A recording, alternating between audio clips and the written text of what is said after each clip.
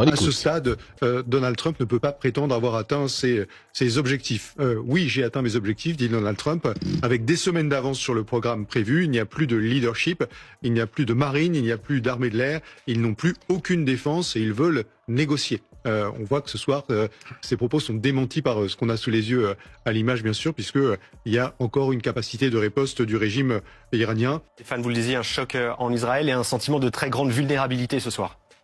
Oui, absolument, parce que le bouclier antimissile n'a pas fonctionné. Il aurait essayé à 2 reprises d'intercepter ce missile qui n'a pas pu être intercepté. Il y a eu également, un peu plus tôt dans la soirée, un tir direct également sur Dimona, une ville à proximité d'un centre nucléaire extrêmement important, un site extrêmement sensible en Israël, sans doute l'un des plus sensibles du pays. Et dans les 2 cas, le bouclier antimissile vraisemblablement n'a pas fonctionné. Et l'inquiétude ce soir en Israël, c'est de se dire que peut-être qu'un nouveau type de missile est envoyé par les Iraniens sur Israël. Des missiles beaucoup plus rapides, on parle de missiles qui iraient à 4000 km/h, avec des charges beaucoup plus importantes, des missiles beaucoup plus lourds, et qui seraient plus difficiles à intercepter, sans tout cas l'inquiétude qui domine ce soir en Israël.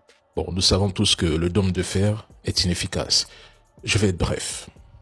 Donald Trump vient d'annoncer qu'il a rayé l'Iran de la carte, et que plus personne ne décide là-bas, qu'ils n'ont plus de missiles et n'ont rien.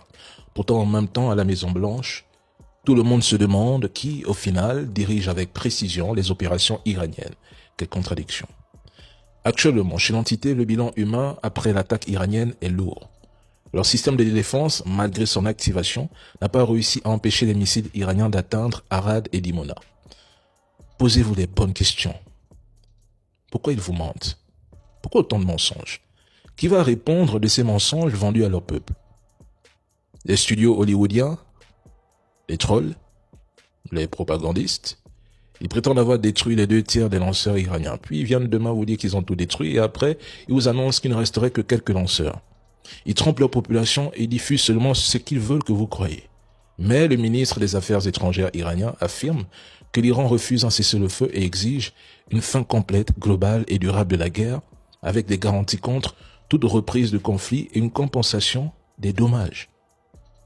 Cette guerre est un échec flagrant de l'administration Trump. Pourquoi autant de contradictions? Pourquoi autant de mensonges? On écoute. Je reviens à la guerre justement, puisqu'on est dans l'apocalypse. Pourquoi on a l'impression que les attaques iraniennes sont de plus en plus efficaces? Et est-ce que vous le percevez comme tel?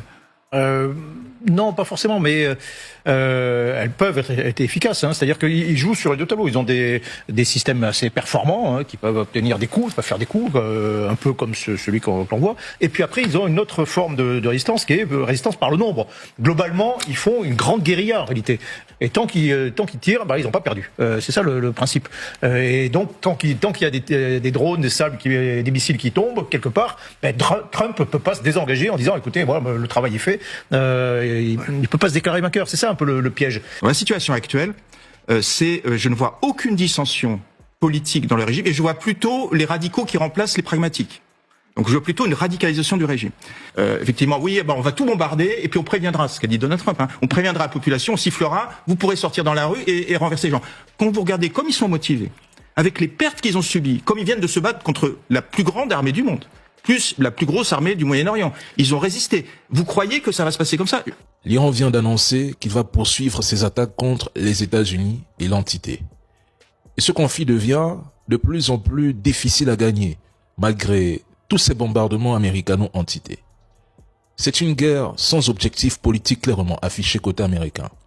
Éliminer les dirigeants iraniens ne fera aucune différence sur le terrain. Vous ne faites que renforcer les Iraniens dans leur combat. Trump n'a aucune idée de ce qu'est l'Iran. Ils ont eu le temps de se préparer, d'observer, d'analyser vos stratégies et de renforcer leur puissance militaire en surmontant près de 40 ans de sanctions. Comment Trump peut-il affirmer que l'Iran n'a plus de missiles, plus de drones, qu'il a gagné la guerre, demande aux Européens de traverser le détroit d'Ormuz alors que Dimona se fait bombarder? Il cherche à faire partager le risque alors que le 28 février, il affirmait que l'Iran souhaitait entamer des négociations. Comment arrive-t-on encore à croire cet homme? Ils aiment répéter que la Russie ne protège pas ses alliés. Mais l'Iran vient de démontrer au monde que, dans une guerre totale, les États-Unis n'auront ni les moyens ni la capacité de défendre efficacement leurs alliés dans la région. C'est une leçon. Et la seule option qui reste là pour Trump, c'est de déployer des troupes au sol. Et que fera-t-il concrètement? Entrer en Iran ou se limiter aux côtes iraniennes? Mais dans les deux cas, comment peut-il croire que l'Iran laissera une telle opération se dérouler sans réagir?